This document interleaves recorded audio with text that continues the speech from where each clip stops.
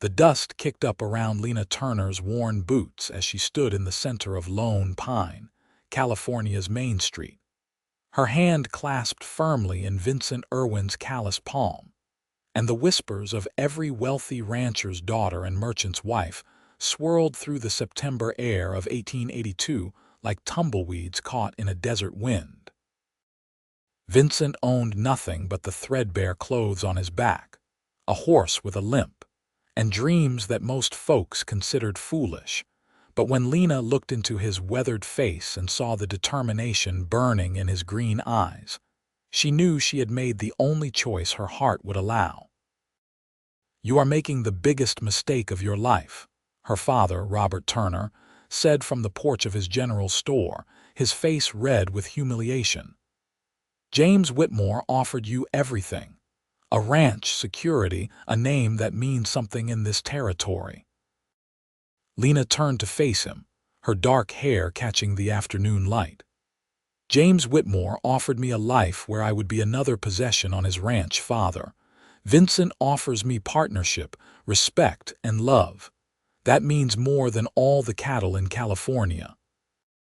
The laughter started then, rippling through the small crowd that had gathered. Margaret Hayes, the banker's daughter, covered her mouth with her gloved hand, but her eyes sparkled with cruel amusement. "Partnership? The man does not even have a roof over his head. What will you eat, Lena?" "Love and respect." Vincent's jaw tightened, but he said nothing. His grip on Lena's hand remained steady, protective without being possessive. She appreciated that about him, how he let her fight her own battles while standing beside her, ready to support but never to overshadow. "We will manage," Lena said, her voice clear and strong. "We will build something together, and it will mean more because we earned it ourselves." James Whitmore himself stood outside the saloon, his expensive suit and polished boots marking him as one of the wealthiest men in the territory. He was handsome in a cold sort of way, with blonde hair slicked back and blue eyes that assessed everything like livestock at auction. "When you come crawling back, Miss Turner, and you will, do not expect me to be waiting. There are plenty of women in this territory who would appreciate what I have to offer." "Then I wish you well in finding one of them," Lena replied. She squeezed Vincent's hand. "Let us go." They walked together toward the edge of town, where Vincent had set up a small camp near the creek. It was not much, just a tent and a campfire, but it was honest and it was theirs. As they walked, Lena could feel the eyes of the entire town boring into her back, could hear the continued whispers and laughter. "You can still change your mind," Vincent said quietly when they were far enough away that no one could hear. "I would not blame you, Lena. They are right that I have nothing to offer you right now, just promises and hard work." She stopped walking and turned to face him fully. At 22, Vincent was only 3 years older than her, but life had already carved lines of experience into his face. He had grown up on a struggling farm in Missouri, lost his parents to cholera when he was 16, and had been working his way west ever since, taking whatever jobs he could find. He was lean and strong from years of physical labor, with dark hair that curled slightly at his collar and eyes that looked at her like she was something precious. "Vincent Irwin, if you think I made this choice lightly, you do not know me at all," Lena said. "I chose you because when you look at me, you see who I actually am. Not my father's store, not a pretty ornament for your arm, not a means to an end. You see me. That is worth more than all of James Whitmore's land and money combined." He reached up and cupped her face with his rough hands, his touch gentle despite the calluses. "I swear to you, Lena, I will build us a life. It might take time and it will be hard, but I will give you everything you deserve." "You already have," she whispered. He kissed her then, soft and sweet, and Lena felt the rightness of her choice settle deep in her bones. When they pulled apart, Vincent's eyes were bright with emotion. "First things first," he said, his voice rough.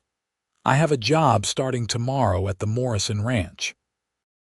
It is just regular cowhand work, but it pays $30 a month plus meals. I have been saving every penny I earn. In another few months, I should have enough to buy us a small piece of land. Lena nodded. And I can take in sewing and laundry. Mrs. Chen mentioned she needs help at her boarding house too. Between the two of us, we will make it work. They reached the camp as the sun began to set behind the Sierra Nevada mountains, painting the sky in shades of orange and pink. The tent was small and patched in several places, but Vincent had made it as comfortable as possible with the few blankets he owned.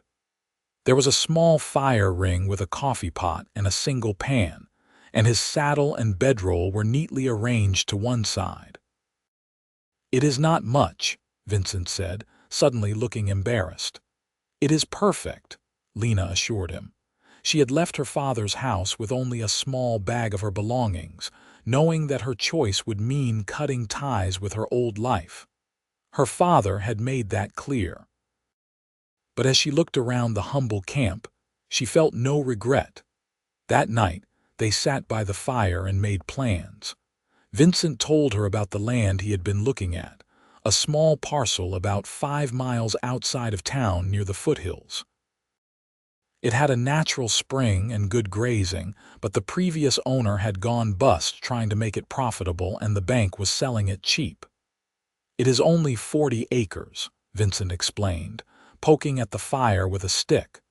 "But it is good land. We could run some cattle, maybe plant an orchard. The spring means we would have water year-round, which is worth its weight in gold out here." "How much does the bank want for it?" Lena asked. $200.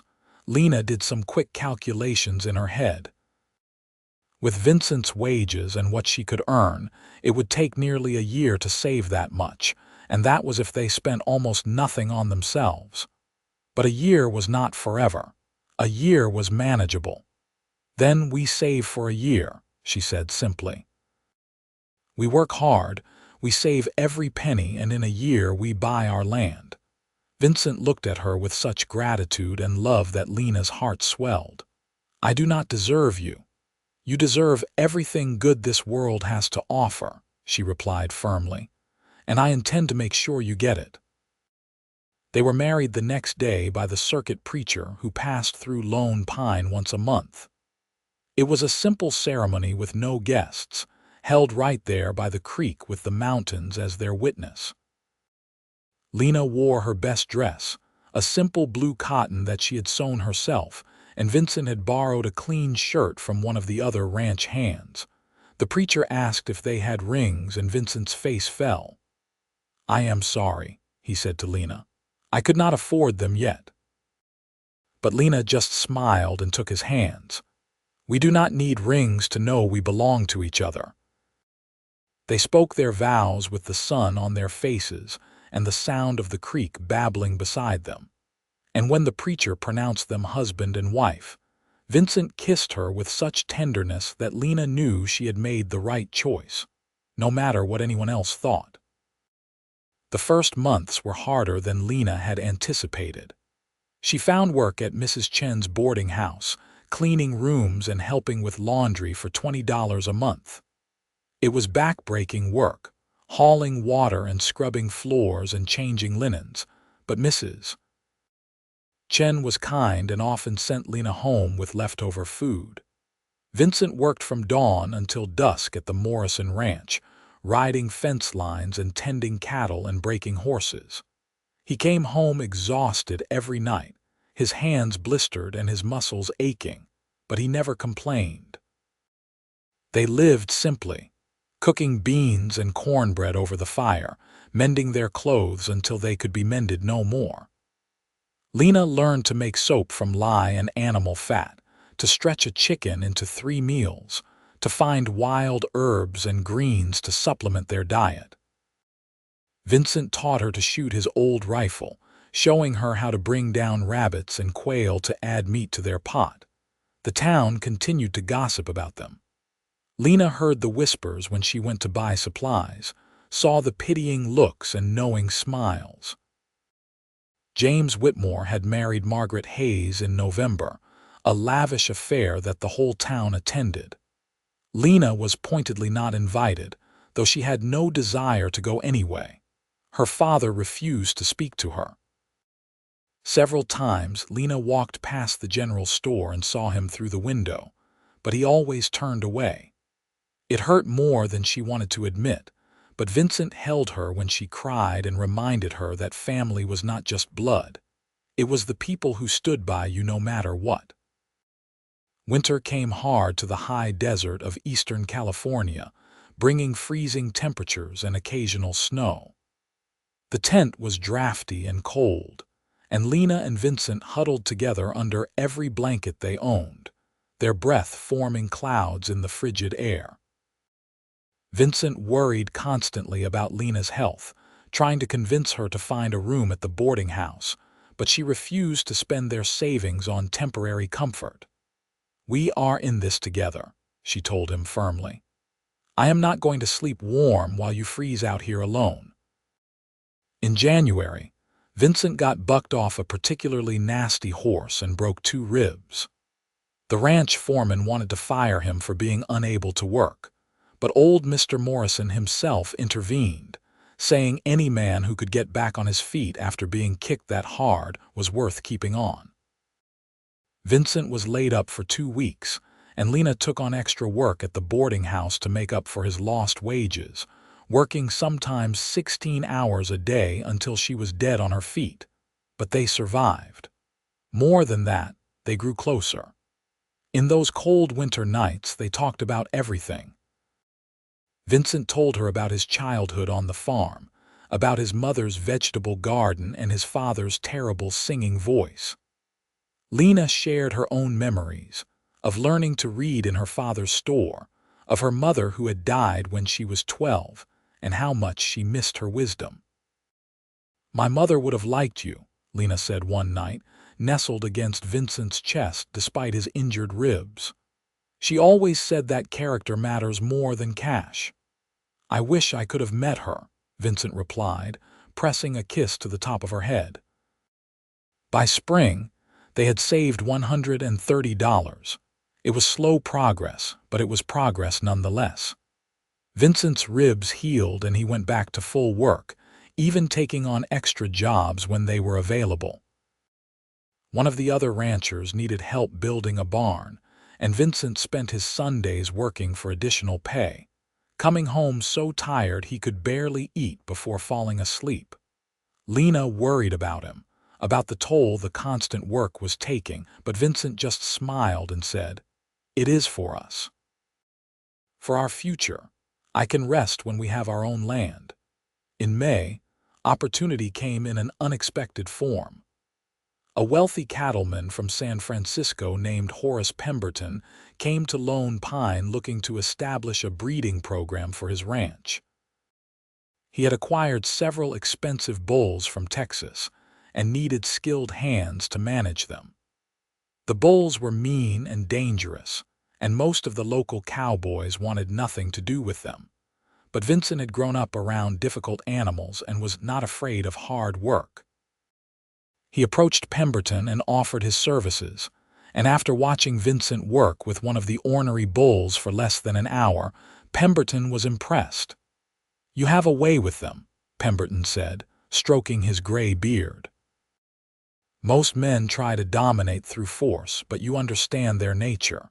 How would you like to work for me full-time? I will pay you $60 a month." $60 a month was a fortune compared to what Vincent was making. He looked at Lena, who had come to watch, and she nodded eagerly. "I will take it," Vincent said. "But I need one condition. I want Sundays off, no exceptions. That is my time with my wife." Pemberton laughed. "A man who knows his priorities. I respect that. You have a deal, Irwin." With the increased wages, their savings grew rapidly.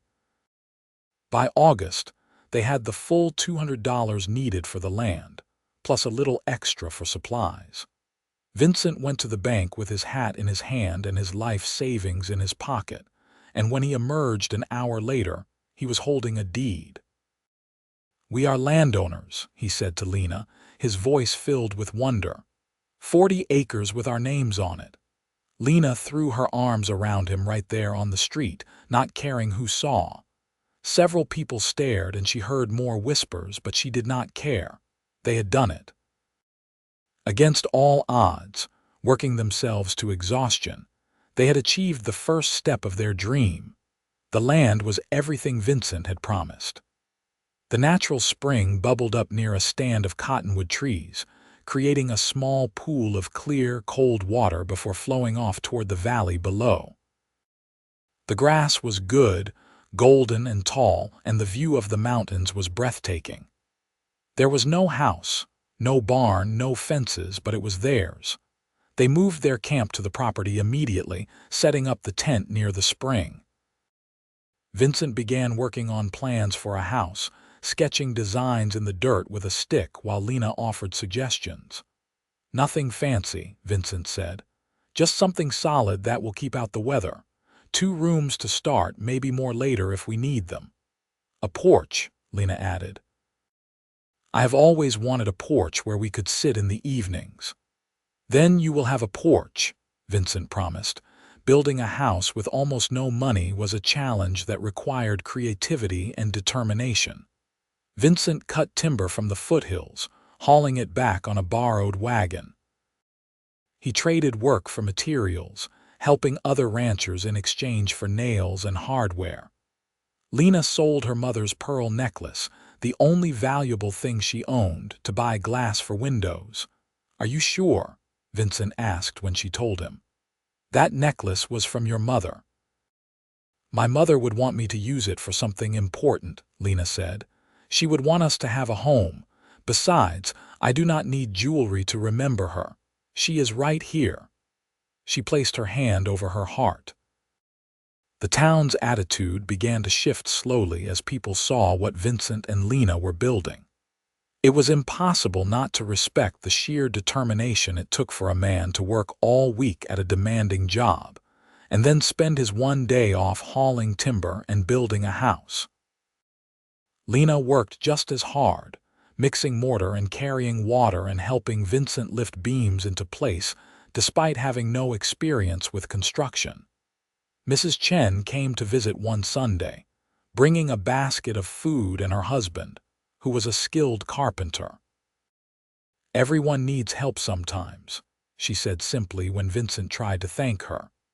"You two have worked hard enough. Let us lend a hand." Others followed.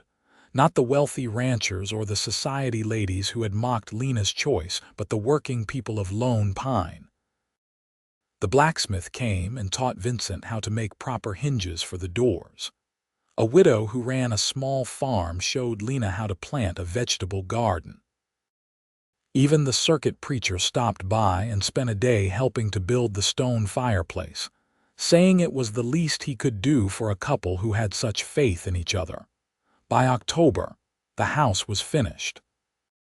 It was small, just 2 rooms and a loft, with a stone fireplace and real glass windows and the porch Lena had dreamed of. It was not fancy, but every board and nail represented their hard work and sacrifice. They moved in on a crisp autumn day, and Lena stood in the center of their main room and cried with joy. "What is wrong?" Vincent asked, immediately concerned. "Nothing is wrong," Lena said, wiping her eyes. "Everything is right. This is ours, Vincent. We built this together. No one can take it from us." He pulled her close and held her, and Lena felt the tension of the past year finally begin to ease from her shoulders. They had made it. They had actually made it. That winter was completely different from the last. They had a warm house with a good fireplace, and Vincent had managed to buy 3 young heifers that would form the foundation of their herd.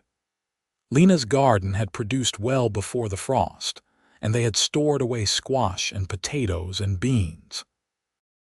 They were not wealthy by any means, but they were comfortable and secure, and that felt like more than Lena had ever dared to hope for. Vincent continued working for Pemberton, who had been so pleased with his work that he gave him a raise to $70 a month. With the additional money, they were able to buy more cattle and start building a proper barn.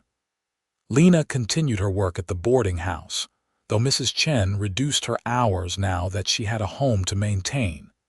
In February of 1884, Lena discovered she was pregnant. She told Vincent one evening as they sat on their porch watching the sunset, and his reaction was everything she could have hoped for.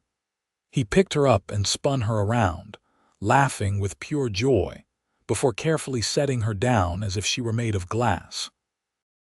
"We are going to have a baby," he kept saying, wonder in his voice. "A family, Lena, a real family." "We already have a real family," she reminded him, but she was smiling just as wide. Pregnancy in the frontier was not easy, and Lena faced morning sickness and exhaustion, but she never complained. Vincent worried over her constantly, trying to convince her to reduce her work, but Lena insisted she was fine. Mrs. Chen, who had raised 5 children of her own, took Lena under her wing and taught her everything she would need to know about childbirth and caring for an infant. The baby came in October of 1884, a healthy boy with Vincent's green eyes and Lena's dark hair. They named him Thomas, after Vincent's father, and from the moment Lena held him in her arms, she knew that every hardship they had faced had been worth it.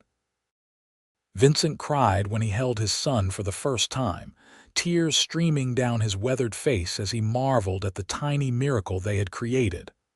"I will give you the world," Vincent whispered to the baby. "I promise." "You already have," Lena said softly, watching her husband with their son. The ranch continued to grow. Their small herd of cattle multiplied, and Vincent's reputation as a skilled cattleman spread throughout the region.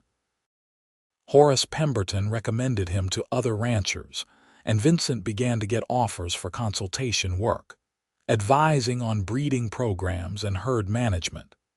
It was extra income, and Vincent was careful to save most of it, always thinking ahead to the future. When Thomas was 6 months old, Lena's father appeared at their door. He looked older than she remembered, his hair more gray and his face lined with regret. He stood on the porch turning his hat in his hands, unable to meet her eyes. "I heard you had a baby," he said finally. "A boy."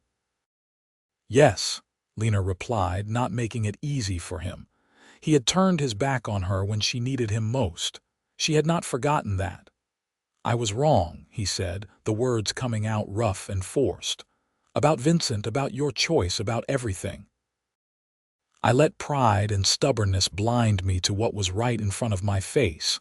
You found a good man, Lena, better than I gave him credit for, better than I deserved you to find." Lena felt tears prick her eyes. "It hurt when you turned away from me, Father. Vincent and I were struggling, and you refused to even acknowledge me." "I know," he said, and now he did look at her, his eyes wet. "I know, and I am sorry, sorrier than I can say. But if you will let me, I would like to know my grandson. I would like to be part of your life again."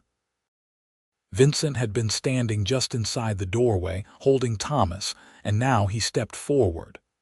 "Mr. Turner, you are always welcome here. Lena missed you terribly, though she tried not to show it. A child should know his grandfather." Robert Turner looked at Vincent with something like gratitude. "You are a good man, Irwin. I should have seen it from the start." He paused, then added, "My store is doing well. If you ever need supplies, consider them yours. It is the least I can do." "We pay our own way," Vincent said firmly but not unkindly. "But we would be grateful for fair prices and your company at our dinner table." It was the beginning of a reconciliation that meant more to Lena than she could express. Her father began visiting regularly, bringing small gifts for Thomas and treating Vincent with the respect he deserved. He told Lena privately that watching her and Vincent work together, building their life with such determination and love, had taught him what real strength looked like. The ranch prospered. By 1886, They had 50 head of cattle, and Vincent had hired 2 ranch hands to help with the work. He still worked hard, but the brutal pace of those early years had eased. They added 2 more rooms to the house and built a proper barn with a hayloft. Lena planted fruit trees, apple and peach, that would take years to mature but represented their faith in the future. In 1887, they had a second child, a daughter they named Rose. She was a happy baby with Vincent's smile and an easygoing temperament that was a blessing after Thomas's colicky infancy. Thomas, now nearly 3, was fascinated by his baby sister and wanted to help with everything, though his help was sometimes more hindrance than assistance. The town that had mocked Lena's choice now held her and Vincent up as an example. Young couples starting out would come to them for advice, and Vincent was always generous with his time and knowledge. He helped more than one struggling rancher improve their operation, never asking for anything in return. James Whitmore's ranch, ironically, had fallen on hard times. He had overextended himself trying to expand too quickly, and a series of bad winters had decimated his herds. He still had more land and more cattle than Vincent, but the gap had narrowed considerably. Margaret, his wife, looked perpetually unhappy, and there were rumors that their marriage was troubled one day. Lena encountered Margaret in the general store. Margaret looked at her with something like envy before saying, "You were right, you know, about choosing love over money. James gives me everything except what matters." Lena felt a pang of sympathy for the woman who had once laughed at her choice. "It is not too late to change things. Talk to him. Tell him what you need." Margaret shook her head. "Some things cannot be fixed." She walked away before Lena could respond. Vincent's success brought opportunities that extended beyond ranching. A businessman from Sacramento approached him about investing in a cattle operation in Nevada, offering Vincent a partnership. It was tempting. The potential profits were substantial, but Vincent and Lena talked it over carefully. "We could double our money in a few years," Vincent said, looking over the proposal. "Maybe more. Or we could lose everything if it goes wrong," Lena countered. "We have enough. We have our land, our cattle, our children. Sometimes enough is plenty." Vincent studied her face, then nodded and put the papers aside. "You are right. I got caught up in the possibility, but what we have is already more than I ever dreamed. I will tell him no." It was the right decision. The Nevada venture collapsed within 2 years due to drought and mismanagement, and the investors lost everything. Meanwhile, the Irwin Ranch continued its steady growth, built on solid foundations and careful management rather than risky speculation. In 1889, Vincent did something that shocked the entire town. He bought the 40 acres adjacent to their property from a farmer who was moving back east. But instead of keeping it for himself, he divided it into 4 10-acre parcels and sold them at cost to young couples just starting out, offering them the same kind of chance he and Lena had fought so hard to achieve. "Why would you do that?" Horace Pemberton asked when he heard. "You could have kept that land, expanded your operation." "We have enough land," Vincent replied, "but there are good people out there who just need an opportunity. We know what that is like, to have everyone tell you that you cannot make it. If we can help someone else get started, why would we not?" The gesture earned Vincent and Lena even more respect, but that was not why they did it. They did it because they remembered what it was like to have nothing but dreams and determination, and they wanted to give others the same chance they had fought so hard to earn. Their children grew. Thomas was a serious boy who loved animals and showed a natural talent for working with cattle. By the time he was 8, he could rope and ride better than many grown men. Rose was more interested in growing things, spending hours helping Lena in the garden and learning to preserve food for the winter. In 1891, Lena gave birth to another son, Samuel, who arrived with a loud cry and a head full of red hair that surprised everyone. "Where did that come from?" Vincent asked, laughing as he looked at his red-headed son. "My grandmother had red hair," Lena said. "I guess it skipped a generation." Life settled into a comfortable rhythm. The ranch was successful enough that Vincent was able to hire a foreman and reduce his own workload slightly, spending more time with his growing family. He taught Thomas and Rose to ride, taking them on gentle trail rides through the foothills and teaching them about the land they would someday inherit. Lena continued her work in the community, helping other women learn skills like gardening and preserving food. She and Mrs. Chen started a lending library out of the boarding house, collecting donated books and making them available to anyone in town. Education was important to both Lena and Vincent, and they made sure their children learned to read and write, even though the nearest school was miles away. In 1893, the country faced an economic depression that hit many ranchers hard. Cattle prices plummeted, and several long-time operations went under. The Irwin Ranch weathered the storm better than most because Vincent and Lena had been conservative in their growth and had savings set aside. They were even able to help some of their neighbors, extending credit for supplies and buying cattle from desperate ranchers at fair prices when others were trying to take advantage. "We remember what it is like to struggle," Vincent explained to Thomas, who at 9 was old enough to understand. "When you have the means to help, you do it, not for profit or praise, but because it is right." Robert Turner passed away in 1894, dying peacefully in his sleep at the age of 72. In his will, he left his general store to Lena with a letter that apologized again for his stubbornness and expressed his pride in the life she had built. Lena cried reading it, grieving both the loss and the years of estrangement that they could never get back. They kept the store, hiring a manager to run it while Lena oversaw the business from the ranch. It provided another stream of income and made them one of the more prosperous families in Lone Pine, though they never put on airs or forgot where they had come from. The new century arrived with hope and celebration. The Irwin family gathered on their porch on New Year's Eve 1899, watching fireworks in the distance and talking about the future. Thomas was 15 now, tall and strong and already talking about expanding the ranch's breeding program. Rose, at 12, wanted to study agriculture at the new college in Davis. Samuel, 8 years old and still bright-haired, dreamed of being a veterinarian. "Look how far we have come," Lena said to Vincent as they stood together watching their children. "Do you remember that first winter in the tent when we had nothing but each other? I remember thinking I was the luckiest man alive because I had you," Vincent replied, putting his arm around her waist. "That has not changed. Everything else is just details." She leaned into him, feeling the solid warmth of his body against hers.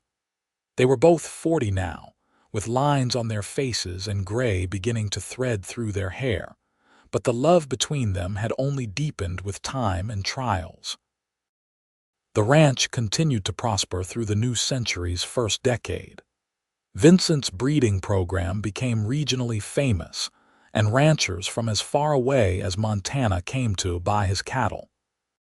He never forgot to credit Horace Pemberton for teaching him the foundations, even though Pemberton himself had passed away in 1902, leaving Vincent a generous bequest in recognition of his years of dedicated service. Thomas took over more of the ranch's daily operations as he grew into manhood, showing the same work ethic and integrity his father had demonstrated. He married a rancher's daughter named Anna in 1905, and they built a house on the northwest corner of the property, starting their own family while remaining part of the larger operation.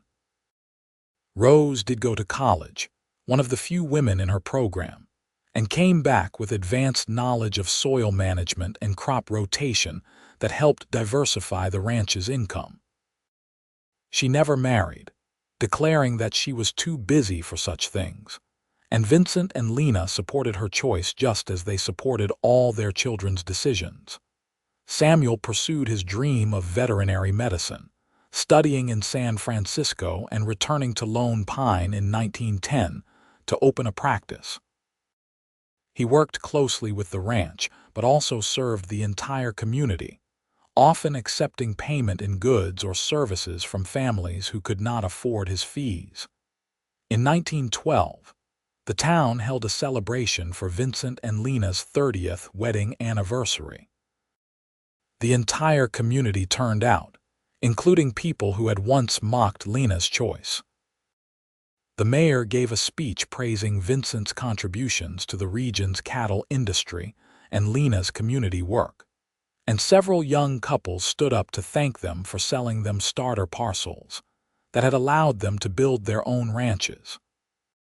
"You showed us all what determination and love could accomplish," one young man said, his voice thick with emotion. "When everyone said it could not be done, you did it anyway. You gave us hope." Lena and Vincent stood together as the applause washed over them, both humbled and grateful. Later, when they were alone on their porch watching the sun set behind the mountains, Lena reflected on the journey that had brought them to this moment. "Do you ever think about what life would have been like if I had chosen differently?" she asked Vincent. "If I had married James Whitmore for security instead of you for love?" Vincent was quiet for a moment, then said, "I think about it sometimes. I think about how I would have missed out on the greatest blessing of my life. But I also think you would have been miserable, and that breaks my heart even in imagination." "I would have been," Lena agreed. "I would have had money and status and everything the town thought I should want, but I would not have had a partner who sees me as an equal. I would not have had children raised with values that matter. I would not have had this life we built together, brick by brick and decision by decision." "They laughed when you chose me," Vincent said, a slight smile on his weathered face. "The poorest cowboy in the territory with nothing to offer but dreams. And you built me the life I deserved," Lena finished. "Not because of money, though that came in time, but because you loved me enough to work yourself to the bone, to never give up, to always put us first. You gave me respect and partnership, and a love story for the ages." He took her hand, the same gesture he had made 30 years ago on the dusty street of Lone Pine, when the whole town had been watching and judging. His hands were more gnarled now, scarred from decades of ranch work, but his touch was still gentle. "I would do it all again," Vincent said.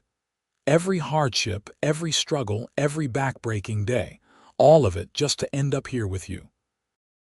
They sat together as darkness fell, comfortable in the silence of a love that had stood the test of time. Inside the house, they could hear Rose working on ranch accounts and Samuel reading a veterinary journal.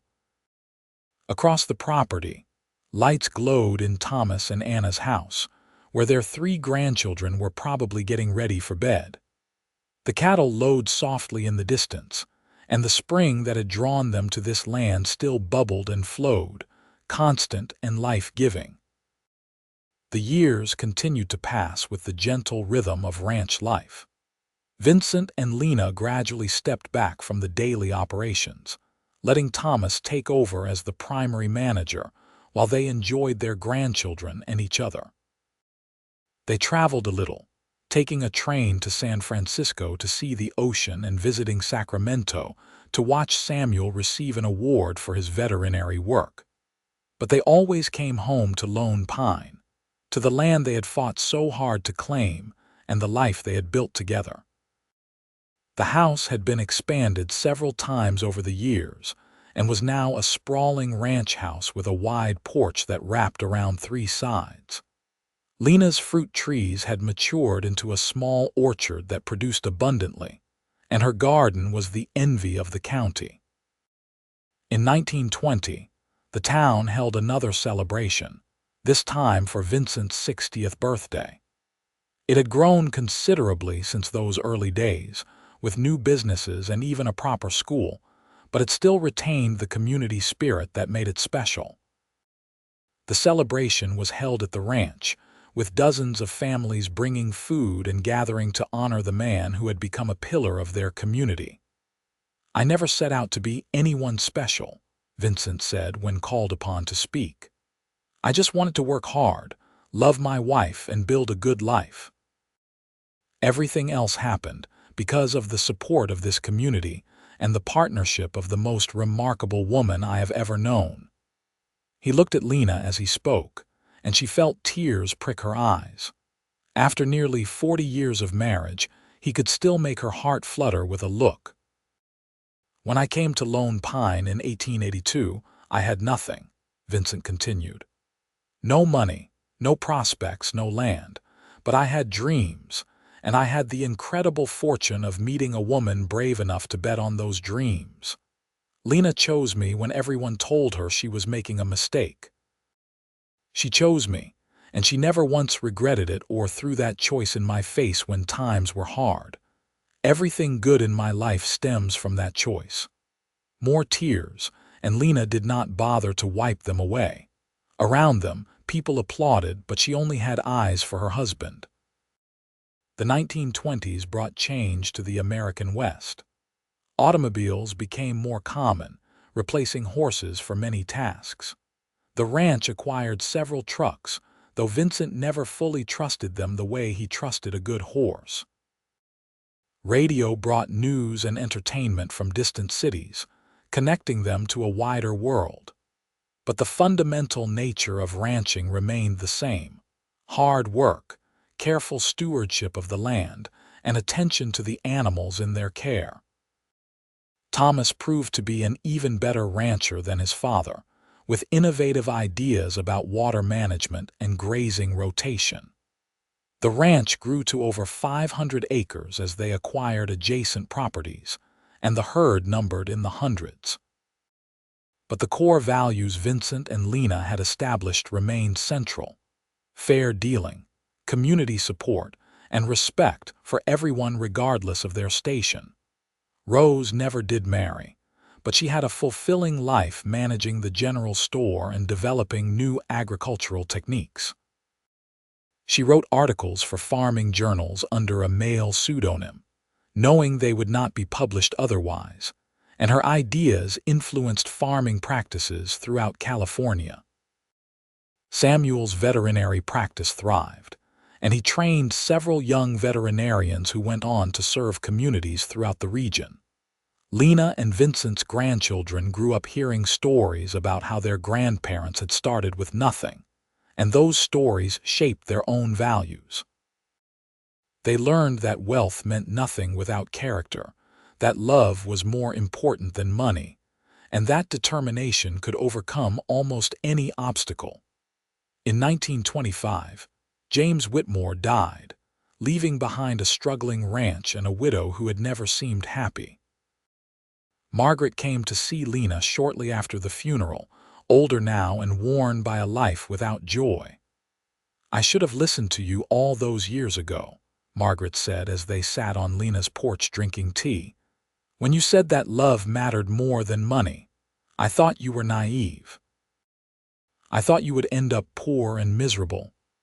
And instead, I ended up rich in all the ways that matter," Lena said gently. "Margaret, it is not too late for you. You are still young enough to start over to find happiness." Margaret shook her head sadly. "I do not even know what happiness looks like anymore, but I am glad you found it. I truly am. You deserve everything good that came to you." After Margaret left, Lena sat thinking about the different paths lives could take. She thought about the moment she had made her choice, standing on that dusty street with Vincent's hand in hers and the whole town watching. It had seemed like such a risk at the time, choosing love over security, faith over certainty. But it had not been a risk at all, she realized. It had been the surest thing she had ever done. Because she had not just been choosing Vincent, she had been choosing the kind of life she wanted, the kind of person she wanted to be. She had been choosing courage over fear, authenticity over appearances, partnership over possession. Vincent found her there, lost in thought, and sat down beside her. They did not need words anymore after more than 40 years together. He just took her hand and sat with her, and that was enough. The Great Depression hit in 1929, bringing hardship to communities across America. Lone Pine was not spared, with businesses failing and families struggling. But the Irwin Ranch was in a strong position, and Vincent and Lena made sure to help however they could. They extended credit at the general store, hired extra hands even when they did not strictly need them, and bought cattle from desperate ranchers at fair prices. "We have been where they are," Vincent reminded his children when Thomas questioned the financial wisdom of some of their decisions. "We know what it is like to work as hard as you can and still barely scrape by. If we can ease that burden for others, we will." The ranch took a financial hit during the Depression years, but they weathered it better than most. More importantly, they earned the lasting gratitude and respect of their community by refusing to take advantage of others' hardship. In 1932, Vincent and Lena celebrated their 50th wedding anniversary with a simple family dinner. Their children and grandchildren gathered around the big table Vincent had built decades ago, and they shared stories and laughter and love. Vincent stood to make a toast, his hair white now but his green eyes still bright. "50 years ago, I married the woman of my dreams," he said, his voice strong despite his 70 years. "I had nothing to offer her but work-worn hands and a heart full of hope. But she took a chance on me, and together we built a life beyond anything I could have imagined. Lena, you are the best decision I ever made. You are the love of my life, my partner, my everything. Here is to 50 more years." "I will take them," Lena said, standing to clink her glass against his. At 69, she was still beautiful, her dark hair silver now but her eyes as warm and intelligent as ever. "You were right all those years ago, Vincent. You built me the life I deserved, not through money, though that came, but through respect, through partnership, through a love that never faltered. You gave me everything that matters." They kissed while their family cheered, and Lena felt the same flutter in her heart that she had felt as a 19-year-old girl choosing love over security. The 1930s gave way to the 1940s, bringing new challenges as the world descended into war. The ranch sent several young men off to fight, including 2 of Thomas's sons. Vincent and Lena worried and prayed and supported the families left behind. They increased production to help with the war effort, contributing beef to feed American troops overseas. Vincent's health began to decline in the mid-1940s. Years of hard physical labor had taken their toll on his body, and his joints ached with arthritis. He had trouble catching his breath after exertion, and the doctor said his heart was weakening. But his spirit remained strong, and he still insisted on riding out to check on the cattle most days, though he let others do the heavy work. Lena rarely left his side during those years. They had spent a lifetime together, and she was not about to waste a moment of the time they had left. They sat on their porch together for hours, watching the world go by and reminiscing about their long life together. No regrets. Vincent asked her one evening as the sun painted the sky in shades of orange and pink, just like it had on that first evening they had spent together as husband and wife. "Not a single one," Lena said firmly, "except maybe that we did not have even more time. But we made the most of every day we had." "We did," Vincent agreed. "We built something good, Lena, something that will last beyond us. Our children, our grandchildren, they understand what really matters. That is a legacy worth more than all the gold in California." In the spring of 1947, Vincent Irwin died peacefully in his sleep at the age of 85, with Lena holding his hand. The entire town turned out for his funeral, and people came from as far away as Montana and Texas to pay their respects to a man who had earned his success through honest work and good character. Lena grieved deeply, as anyone would after losing the love of their life. But she was also grateful for the 65 years they had shared, for every laugh and tear and moment of ordinary life that had woven together into something extraordinary. She stayed on at the ranch, surrounded by her children and grandchildren, and found comfort in the land they had built together and the family they had created.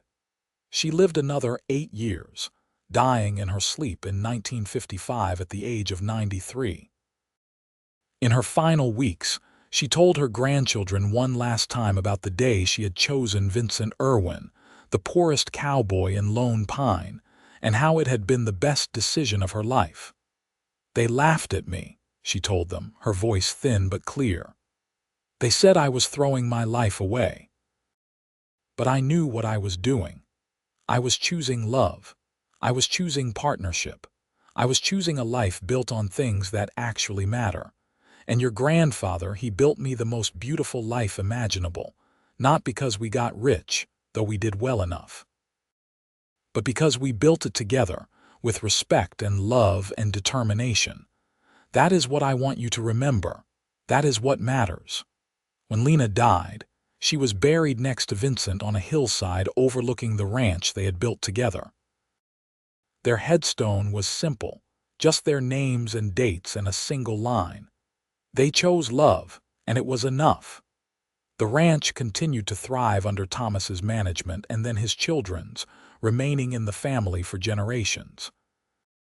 The story of Vincent and Lena Irwin became legend in Lone Pine, told and retold as an example of what determination and love could accomplish.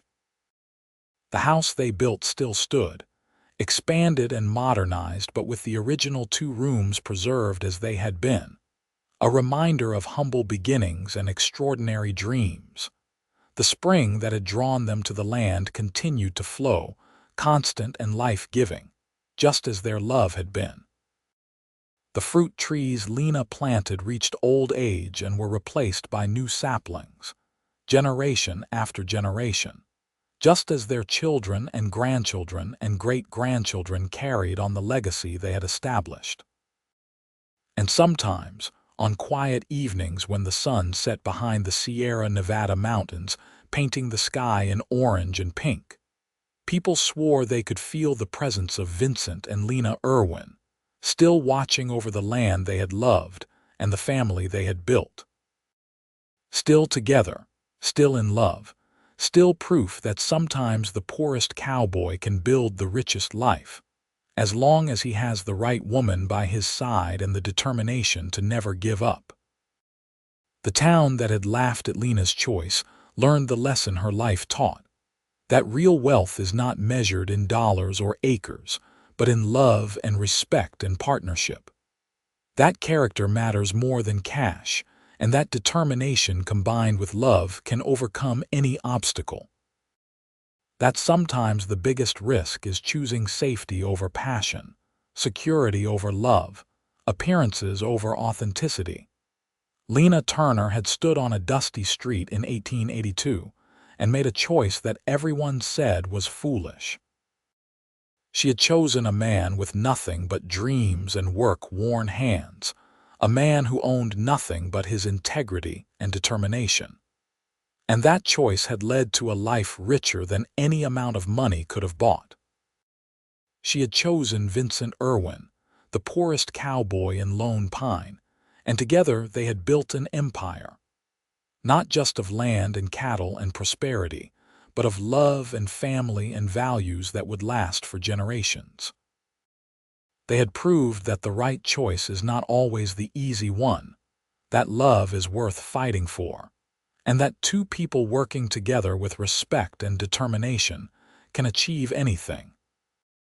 Their story became part of the fabric of the West, told around campfires and dinner tables, an inspiration to anyone facing a difficult choice.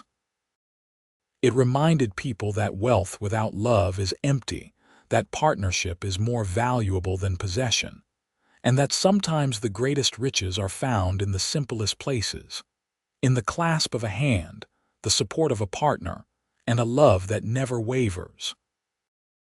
Vincent and Lena Irwin had lived fully and loved deeply, building a life that mattered on foundations of respect and determination.